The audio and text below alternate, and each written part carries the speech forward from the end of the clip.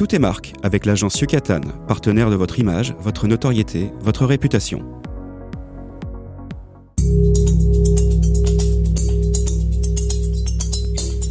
Tout est marque, une émission proposée et animée par François-Xavier Goudemont. Éclairer la vision et inspirer les actions. Bonjour à tous, bonjour à toutes. Tout est marque reçoit et fait parler toutes les marques. Les marques d'hier sont-elles des marques de demain ? Grande question, surtout quand certaines d'entre elles, qui ont marqué les esprits pendant plusieurs décennies, ont disparu. Pour connaître une renaissance d'ailleurs, inattendue, telles des phénix, il suffit de citer quelques marques comme Milidou, Bonux, Terra Vigor, Océdar, Baran, pour se dire que toutes ces marques sont revenues sur le marché et elles sont de retour grâce à une entreprise française, en l'occurrence Héritage. Pour en parler et comprendre ce retour aux avant-postes de ces revival brands, comme diraient les Américains, j'accueille au micro de Tout est marque Joanne Boiskin, directrice commerciale du groupe Héritage. Bonjour Joanne. Bonjour François-Xavier, je suis enchantée d'être là aujourd'hui. Donc je vais me présenter en quelques mots. Je suis directrice commerciale chez Héritage, donc je suis globalement en charge de tout ce qui touche au front office, c'est-à-dire Strat Polco, également les négos, l'exécution, l'analyse des marchés et des enseignes, et puis également l'exécution.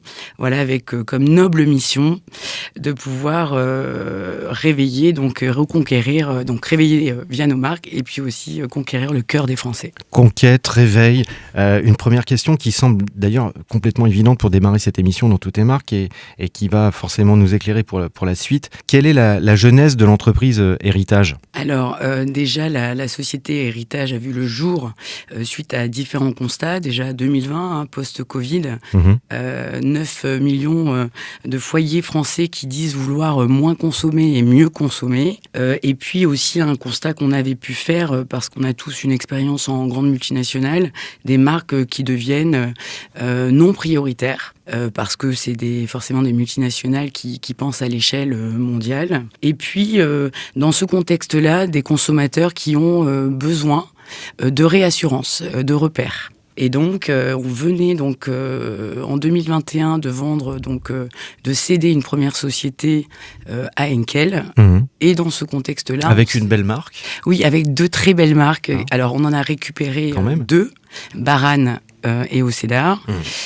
Mais à cette époque-là, Henkel en fait avait quelques points d'écart de part de marché avec Procter en écologie, et nous avions également vendu deux très belles marques qu'on avait pu acquérir à Reckitt Benckiser et Mapa Spontex, donc la marque Maison Verte et la marque You. Oui. Voilà, et donc Héritage naît de ça, et puis Héritage, donc c'est l'héritage surtout de très belles marques, donc 9 marques qui cumulent à elles toutes presque 600 ans d'histoire. Et puis, et surtout parce que rien ne se fait sans un collectif soudé, l'héritage des hommes et des femmes de Soignat, qui étaient partants pour repartir dans une nouvelle très belle aventure. Donc c'est un rebond, la genèse est un rebond aussi. Exactement. Avec une opportunité de marché qui a été détectée, forcément. Comment on fait juste pour identifier cette logique de relance de marque ? Alors là, marque avec un S, patrimonial. Eh bien écoutez, alors déjà, on a 9 marques, donc sur 3 pôles clairement identifiés, la droguerie, le ménage. Donc là, c'est vraiment nos 2 premières jambes qui viennent soutenir le pôle lavage avec des marques comme Bonux et Milidou. Voilà. Qui nécessite forcément plus d'activation parce que sur des marchés compétitifs. Et donc, on regarde évidemment la notoriété et l'attachement consommateur. Ensuite, la dynamique de marché et puis le potentiel du marché. Et parce qu'on est congruent, évidemment, des marques essentiellement franco-françaises. Parce qu'aujourd'hui, on a à cœur de faire travailler le tissu économique français. Et donc, on a rapatrié, quand ces marques, il y a 10 ans, n'étaient pas produites en France, on a rapatrié pratiquement 88% de la production en France. Et ça, c'est formidable. C'est le bon exemple qui est d'ailleurs assez minoré, qui n'est pas mis en avant aujourd'hui suffisamment. Je pense qu'il faut aussi en avoir la fierté. Je pense que c'est très beau. Je vais quand même citer les marques qui sont dans le panier Héritage. Alors, on va commencer quand même par Baran, qui est une marque qui date de 1913 au passage. Océdar, 1913 aussi. Également. Mirror, 1911. Tout à fait. Decap, alors c'était ex-Decap Four. 1958. C'est ça, 1958, c'est pas rien. Alors ce qui est drôle d'ailleurs, je fais la parenthèse, ce qu'il faut savoir c'est que Decapfour, c'est le grand-père d'un précédent invité qui est venu dans notre émission. Qui l'avait créé. Exactement, qui avait créé Decapfour. J'en ai fait l'amalgame comme ça en réécoutant cette émission. Vigor, 1975, Minidou, que tout le monde connaît forcément, Terra, 1983, et puis bien entendu, l'incontournable Bonux, voilà, qui a été créé en 58 par Procter & Gamble et surtout disparu en 2012. Et qui a pesé 25% de part de marché dans les années 60. Fou quand même. Incroyable. Donc, vous avez des marques qui sont absolument incroyables, iconiques, ancestrales, patrimoniales, enfin bref, on va dépasser tous les superlatifs. Mais malgré tout, on va commencer l'émission par une question qui fâche. C'est la question qui fâche. Marque, on vient d'en parler, jugée trop petite en termes de vente, trop française, trop locale. Qu'est-ce qui fait que vous êtes, au niveau du groupe Héritage, plus malin qu'un géant mondial ? Eh bien, je dirais que ce qui nous caractérise, c'est l'engagement, l'agilité et les fortes convictions qu'on peut avoir à travers le relancement de l'ensemble de nos marques. Un groupe mondial, il a forcément des process qui sont lourds, des comités de validation. Pour lui, une marque franco-française intermédiaire n'est pas une priorité. Alors, je vais vous donner quelques exemples. L'agilité, donc on vient de l'expliquer précédemment, mais 88% de la production en France, c'est quand même pas rien. On participe activement aux emplois directs et indirects sur le marché français. Et quand, pour vous citer un autre exemple, quand les multinationales, par ces process assez lourds, lancent une innovation en 24 mois, nous on est prêts en 6 mois. Alors, ça nécessite évidemment pas mal de travail de nos équipes, mais en tout cas, on est prêt assez rapidement pour pouvoir répondre aux attentes des consommateurs dans un délai qui est quand même relativement court. Et puis il y a cet attachement, je pense aussi, vous êtes dans une logique chez Héritage, sur un attachement aussi avec des marques et un savoir-faire que vous voulez défendre. Oui, je dirais que alors notre engagement, il est aussi étroitement lié à notre modèle. Je ne sais pas si vous l'avez en tête, mais chez Héritage, 100% des salariés sont actionnaires. Donc c'est un modèle qui en fait quelque chose de très fort. Et surtout, on le voit dans les chiffres. Quand le marché de l'entretien, il est à -3, aujourd'hui, on est à plus 15% de sortie caisse. Quand on se rend que sur des top 100 Nielsen fabricants, on a là, sur les dernières périodes, la 58e croissance. Et pareil, quand on regarde les rankings au total PME, PGCFLS, on est systématiquement dans les top 10. Donc ça, c'est étroitement lié au collectif, à un collectif qui est soudé. On a 25 personnes au siège, donc ça peut paraître peu pour ce qui est délivré, pour les résultats qu'on a aujourd'hui, mais tout ça est lié à leur engagement. Voilà, et pareil sur le terrain, donc aujourd'hui on travaille avec une force de vente externalisée, donc le leader d'externalisation qui est Marvesting, et on a donc 20 chefs de secteur qui sont dédiés et qui couvrent à peu près 4000 magasins. Oui, vous êtes quand même très structuré. Et justement, ça colle parfaitement à la question que j'avais. Qu'est-ce qui distingue en fait le modèle de relance d'une marque et d'une stratégie classique par rapport à une revival, on va dire, aujourd'hui, qui est une marque qui doit se reconstruire. Comment ça se passe ? Eh bien, on n'est pas en opération de communication, on ne fait pas que de la nostalgie. C'est la grande différence, oui. Voilà, quand on a racheté les marques en 2021, certaines étaient encore actives, mais elles vivotaient dans le portefeuille de très gros industriels. Nous, on a à cœur de repartir. Donc, on a aujourd'hui une responsable R&D, RSE qualité, Isabelle Flory, et puis des équipes achats qui veillent à ce qu'on puisse être dans une spirale vertueuse. On repart d'une feuille blanche, donc on refait les packs, tout en préservant l'ADN des produits, les formules, et puis on s'attelle à relancer la distribution. Voilà. Donc, et puis, c'est sûr que en étant propriétaire, quand on va, alors moi je vais prendre l'exemple de mon équipe qui va négocier, par exemple, forcément ils négocient pour eux. Et c'est ce qui fait clairement toute la différence. Donc il y a un partage de la responsabilité, de la valeur créée, et l'implication n'a rien à voir avec un modèle classique. Et justement, alors 9 marques en portefeuille aujourd'hui, peut-être d'autres après, on verra. Comment on sélectionne une marque et comment on décide de relancer une marque ? On décide parce qu'on estime qu'on a suffisamment de potentiel sur le marché pour pouvoir s'y inscrire. On regarde évidemment la notoriété des marques et encore une fois, on s'attelle à savoir si par rapport à notre portefeuille actuel, ça a du sens ou pas. Et avec des critères qui sont forcément déterminants, donc on en parlait, notoriété, potentiel de distribution. Est-ce qu'on surfe aussi sur la nostalgie du consommateur ? Oui, mais ça fait pas tout en fait, la nostalgie, parce qu'aujourd'hui, faut en fait répondre quand même à des attentes conso, et en l'occurrence en entretien ménager sur de l'efficacité. Donc oui, on a des marques qui sont magnifiques, mais ça ne suffit pas. Les nouvelles normes maintenant aussi ? Oui, tout à fait. On fait en sorte de respecter systématiquement la législation et on enlève au fur et à mesure, dès lors où on relance un produit, on enlève toutes les substances controversées. Est-ce que justement le Made in France, c'est aussi une force dans le cadre de la relance ? Vous l'avez vécu au niveau d'héritage. La patronne du commerce voit ça d'un bon œil, non ? Oui, bien évidemment, la vraie force, c'est l'agilité d'exécution et puis la sécurisation des approvisionnements pour nos clients. Oui, c'est important. Hyper important. Hyper important. Donc 9 marques, une croissance, je dirais, verticalisée, en tous les cas, qui va faire que forcément ces marques vont reprendre un peu d'ampleur. Quel type de chiffre d'affaires aujourd'hui un groupe comme Héritage vise-t-il d'ici à fin 2026 ? Alors, on a fini 2025 à 38 millions. Et l'objectif, c'est d'aller chercher un plus 7 à peu près sur 2026. Oui, c'est donc il y a quand même un phénomène de croissance très, très, très important. Surtout sur un marché qui est baissier, oui. Effectivement. Donc on a de très fortes ambitions pour pouvoir préserver nos marques. Bien sûr. Toutes les marques ont forcément des best-sellers. La marque numéro 1 à ce jour, c'est quoi ? C'est au hasard, c'est Bonux ?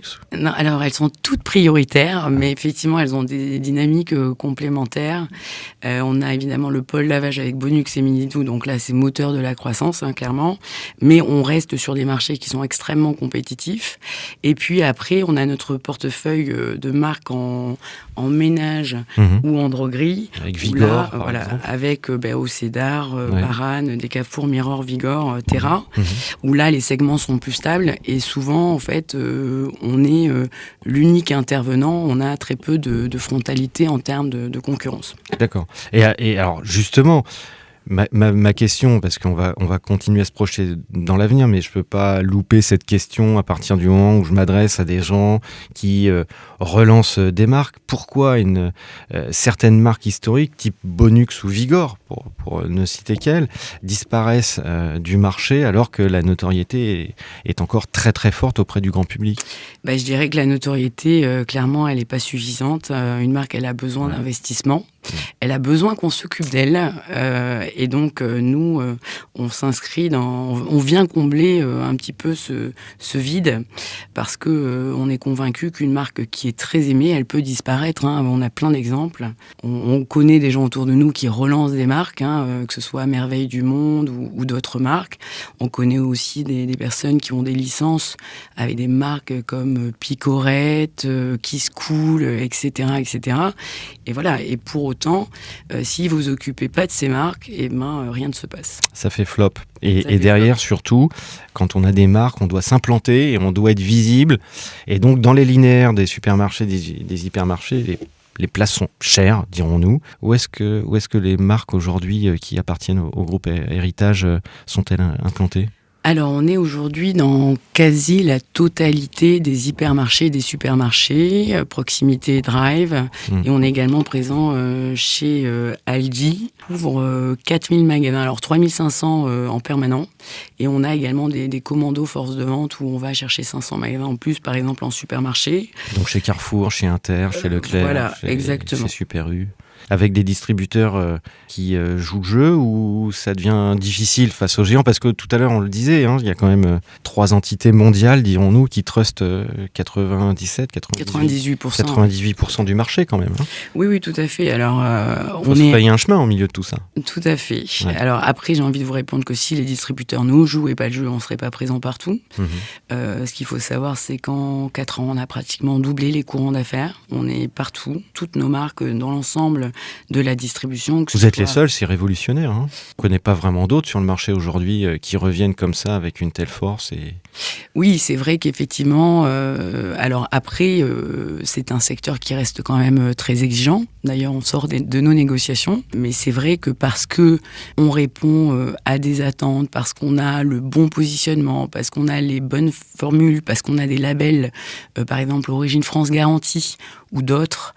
Magnifique. Voilà. On a fait un épisode avec Gilles Attaf, président d'Origine France Garantie quand même, hein, on le salue. Hein. Voilà, donc aujourd'hui, je peux vous confirmer que Bonux est Origine France Garantie et donc a cette belle caution qui est extrêmement forte sur le marché et qui reste un vecteur d'achat pour le consommateur. Bien sûr, et une concurrence mondiale, qui dit distributeur dit aussi marque MDD. Oui. C'est pas un peu le concurrent dangereux qu'on voit pas arriver, la MDD, non ? Ou non, c'est plutôt complémentaire ? Alors, en France, on reste sur un marché de marque nationale, clairement. On est un peu sur un plateau de verre, plafond de verre, pardon, excusez-moi. Disons que, alors, je ne veux pas dire de bêtises, mais de mémoire, on est sur 38% de part de marché valeur et 48% de part de marché volume. Et selon Nielsen, la France reste sous la moyenne européenne. Donc, de toute façon, le consommateur en France qui achète de la MDD, il vient chercher du prix. Alors, on n'a pas vocation à contrer et être en frontalité avec la MDD de nos clients. En revanche, je pense qu'on apporte, je suis même certaine, qu'on apporte une réponse claire, identifiable, avec une dimension émotionnelle forte. Et puis surtout, on répond à l'attente recherchée. Alors, c'est vrai qu'on recite les marques, on les a, nous, là, face en studio, Decap, Mirror, Baran, Bonux, notamment, Vigor. C'est vrai que c'est toujours impressionnant parce qu'on se dit, mais ces marques-là, elles n'ont pas au départ disparu, on les a toujours connues, en tous les cas dans notre génération. On en parlait juste avant l'interview. C'est vrai que ça parle un peu moins auprès des Gen Z. Qu'est-ce qui va faire qu'aujourd'hui vous allez convaincre nos amis Gen Z qui ont entre, on va dire, en âge de consommer, entre 18 et 30 ans, et pourquoi ils vont prendre Bonux ? Alors effectivement, nos marques, elles sont connues par une grande majorité d'une certaine génération. Donc pour pouvoir reconquérir cette nouvelle génération, par exemple, on va aujourd'hui lancer des feuilles Bonux. On va, pour exemple, autre exemple, sur la gamme basket de Baran. Donc Baran, leader incontesté en cirage. Oui, on porte plus de chaussures en cuir, on met plutôt des sneakers. Donc c'est vrai que un conso sur deux met de la sneakers. Et donc là, on arrive. Les désinfectants basket, par contre, c'est plutôt malin. Oui, c'est malin. Et puis, il y a plein d'autres choses qui sont assez sympas. Par exemple, on va avoir des crèmes blancheurs pour les Stan Smith. On va avoir effectivement des lingettes pour toute forme de basket. Bon, voilà, donc de nombreuses initiatives. On va offrir de l'accessibilité aussi à ces nouvelles générations, avec des berlingots comme Mini Soleil qui répondent aujourd'hui à 3 usages, avec effectivement les vaisselles mains, les lessives mains et puis les sols et surfaces. Oui, donc en fait, des marques d'antan qui répondent aux usages de maintenant. Exactement. On va dire comme ça. Exactement. Et d'ailleurs, je réfléchis, je rebondis là-dessus. Je me dis, il y a forcément une collab à faire avec des marques de sneakers, là. Ça a été envisagé. Alors là, par exemple, il y a des choses qui sont en train de se dessiner sur les gammes de Baran. Et par exemple, on va arriver avec des gammes de lacets, par exemple, pour répondre de couleurs, pour pouvoir répondre aux attentes diverses et variées. Moi, je vous le dis, je fais le go-between, je m'engage, je le fais là tout de suite après l'émission avec le patron de chez Hardridge, marque de chaussures exceptionnelle, qui fait les chaussures de la patrouille de France, qui fait les chaussures du service du Premier ministre, de la garde républicaine, etc., qui est venu dans notre émission. Mettez-moi en relation. Qui fait des superbes chaussures. Et là, je me dis, Baran avec Hardridge. Ça semble évident. Il y a plein de belles choses à faire. On a encore plein de potentiel. Ouais, c'est vraiment une logique hyper intéressante. Sur le plan stratégique, Joanne, autre question aussi quand même qui m'interpelle, parce que à partir du moment où on est dans une logique de décryptage aussi des stratégies pour les marques, est-ce que ces marques sont destinées à vivre sur des niches ou peut-être demain avec l'ambition de redevenir plutôt leader dans leur catégorie ? Alors, en fait, notre ambition, elle dépasse les niches. Comme on le soulignait précédemment, Bonux a pesé jusqu'à 25% de part de marché dans les années 60. Allez, je vais vous donner quelques chiffres. Allez, on adore les chiffres. Parce que là, ils viennent de tomber. En plus, ils sont plutôt très bons.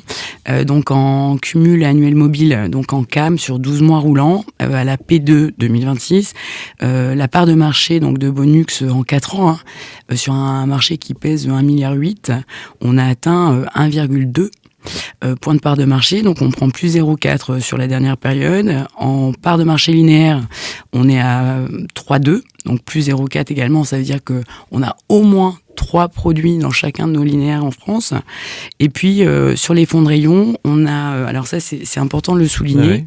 On a une lessive qui est extrêmement compétitive, donc efficace et compétitive, bien positionnée, sans citer le prix. Mais aujourd'hui, voilà, on a modifié le nombre de lavages, donc sans que c'est d'effet pour nos clients. Et on est passé de 38 à 50 lavages. Donc pour moins de 10 €. Et donc aujourd'hui, notre baseline fond de rayon a augmenté sérieusement, significativement. Et on a une DV à plus 33, une demande à plus 30. On a conquéri 900 000 foyers acheteurs sur la marque. Ça mérite un petit coup de klaxon justement pour fêter tout ça. C'est fort et en même temps, je rebondis en me disant comment éviter justement que ces marques qui soient, qu'elles soient justement sur ce panel, ne soient pas demain des marques low cost. Un peu les marques low cost du passé, elles reviennent, mais bon, prix accessible, c'est un peu le produit de nos parents. Bon. Eh bien, j'aime beaucoup votre question parce que les produits de nos parents, c'est d'abord de la confiance. C'est des marques qui ont fait leurs preuves. Et puis, faut se rappeler quand même qu'on est dans un contexte d'arbitrage. Et donc, une marque connue, efficace et accessible, c'est une réponse concrète aux attentes des consommateurs. Moi, j'aime bien la réponse. Et c'est un acte qui est plutôt intelligent. Ouais. Et puis, je vais vous donner un exemple aussi. Sur Bonux, alors c'est dommage, on n'a pas de vidéo, mais sur Bonux 50 lavages, vous vous souvenez très bien, chez vos grands-parents, d'avoir été chercher le fameux cadeau Bonux. Exactement. Dans la poudre. Eh bien, nous avons réussi, en backpack, à mettre le cadeau dans une petite boîte qui est là. Mais on fera la photo. La photo. Voilà. Et donc, effectivement, alors on répond aux attentes des consommateurs. Et le cadeau fabriqué en France. Oui, et le cadeau fabriqué en France. Ah ouais, ça j'y tiens. Exactement. Parce que ça j'ai fait mes devoirs avant l'interview et j'ai bien remarqué qu'il y avait une promesse qui était essentielle. Tout à de fait. Ne pas aller intégrer des produits qui avaient traversé le monde pour être avec le paquet Bonux. Ça c'est aussi un peu révolutionnaire et il y a une valeur profonde quand même. Vous allez assez loin dans la démarche. On est congruent. On a même recruter une acheteuse cadeau, Perrine, qui est dans nos équipes et qui fait un travail exceptionnel sur la recherche des cadeaux. C'est fort. Et puis, il y a un autre aspect, j'aime bien voir aussi, pas simple pour certaines marques historiquement associées à la chimie ménagère, on parle au Cédar, des Cap-Four. Comment aujourd'hui on arrive à communiquer avec ces marques-là qui ont eu de très beaux jours dans les années 80 mais qui sont peut-être un petit peu moins à la mode maintenant? Eh bien, concrètement, donc c'est plus de transparence sur les formules, des emballages qui sont améliorés, plus responsables, évidemment, bien sûr. Sans renier la promesse fondamentale d'efficacité qui reste la première attente. Et donc, on essaie d'adapter aux besoins des consommateurs. Bien entendu, on parle de ces marques-là. On a bien compris au début de l'émission que toutes les marques comptent chez Héritage. Ouais. Je n'en doute pas. Vous avez bien compris. Je n'en doute pas. Par contre, quand on a autant de marques, comment fait-on pour bien communiquer sur chacune des marques ? Parce que c'est chaque fois, c'est un tunnel de vente différent. Oui, tout à fait. Alors, chaque marque a sa propre stratégie. Je vais vous donner un exemple très concret. On a été sollicité par une production. Donc, il y a eu un film qui s'appelait C'était mieux demain il y a quelques mois. Donc, on a été sollicité par cette prod avec des acteurs quand même comme Didier Bourdon ou Elsa Zilberstein. Merci. Et donc, là, on était... un revival de quelqu'un, si ma mémoire est bonne, qui se retrouvait... projeté, hein, c'est ça, de 58 est passé à nos jours, je crois, il y avait quelque chose. Exactement. Comme ça. Ouais. Et là, vous voyez, donc la force de frappe de la marque, c'était pas juste du placement de produits. Là, on était vraiment en fil conducteur. Après, évidemment, on a des moyens de PME. Donc on fait, mais on adapte digital, réseaux sociaux, activation en magasin. Donc ça peut être du bon qui est donné au chef de rayon en magasin pour pouvoir activer les rotations. Ça peut être des tracts nationaux selon des thématiques, départs en vacances, rentrée des classes, etc., ou régionaux. Voilà, ce qui fait sens en fait. D'accord. Et c'est vrai que on voit effectivement une exposition des logiques médias qui sont assez différentes. On a connu des marques comme Bonux, moi je me souviens en télé, en affichage, etc. Est-ce que, même si vous êtes une PME, demain vous envisagez de revenir justement sur cette logique qui valorise très fortement la notoriété d'ailleurs ? Alors, on l'a fait en décembre 2024 de mémoire. On fait tellement de choses que je me souviens plus de tout. Et donc, en fait, oui, ça a du sens et ça apporte à la marque, mais aujourd'hui, vous avez des moyens de communication qui sont extrêmement efficaces, justement, qui adressent à différentes générations. Je pense à TikTok, à Facebook. Donc là, on a une autre cible, ou Insta. Voilà, et on a des super relais qui se font à travers les réseaux sociaux. Et d'ailleurs, on parle de digitalisation, on fait la parfaite transition, ça sera une de nos dernières questions parce que le temps passe très très vite. Moi, je voulais parler aussi d'e-commerce. E-commerce, aujourd'hui, c'est une part significative ou de plus en plus significative pour Héritage, justement. Alors, nous, vraiment, la grande distribution physique reste notre cœur de métier. Ouais. Mais évidemment, on doit pouvoir adresser ce circuit. Donc, pour être transparente avec vous, c'est à peu près 7% de nos ventes. Bon. Mais par contre, effectivement, avec des croissances à 2 chiffres assez exceptionnelles. Ouais. Bien sûr. Avec des intermédiaires aussi sur le e-commerce. Je pense à des gens comme Amazon, des gens oui, tout à fait. C'est essentiellement... Exactement, essentiellement Amazon. C'est essentiellement sur cette partie-là. On arrive à la fin de l'émission, mais le temps, malgré tout, passe très vite.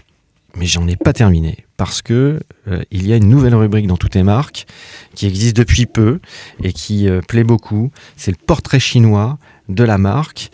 Et donc je propose justement un portrait chinois. Joanne, est-ce que tu es prête ? Allez, je suis chronométrée. Chronométrée, c'est parti. Si Baran était une musique. Alors je dirais une musique d'Ennio Morricone, un grand classique intemporel que tout le monde connaît. Et reconnaît. Okay. Si Vigor était une stratégie. L'efficacité professionnelle au service du grand public. Oh là là, c'est efficacité redoutable. C'est plus une stratégie, c'est. Si Bonux était une histoire. Alors une histoire d'amour liée à la famille, aux souvenirs du quotidien. Si Terra était un nombre. 1986, j'avais 6 ans, c'était il y a 39 ans. D'accord, bon, moi je pensais à Terra, nombre, enfin bon bref, racine carrée. Mini-Soleil, si Mini-Soleil était un monde imaginaire. Jardin d'Éden, un monde originel doux, une promesse de foyer parfait et protégé. Si Mini-Doux était une émotion. Sans hésitation, la tendresse. Si Océdar était une passion. La passion du bois, des beaux matériaux et du soin qu'on apporte à son intérieur. Et attention, plus difficile, et pour terminer, si Décap était un film. Alors je dirais mission impossible, mission éliminer la salsure dans le four et puis au final mission accomplie. Mission accomplie, ça sera le dernier mot. Merci beaucoup Joanne.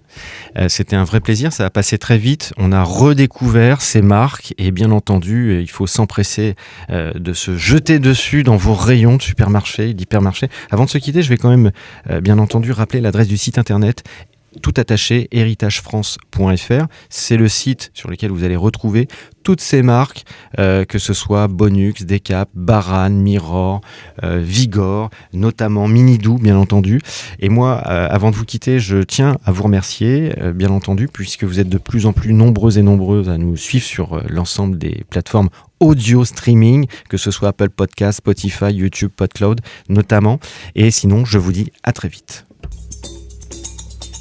C'était Toutes les marques, disponible sur les plateformes podcast Spotify, Deezer et Apple Podcast.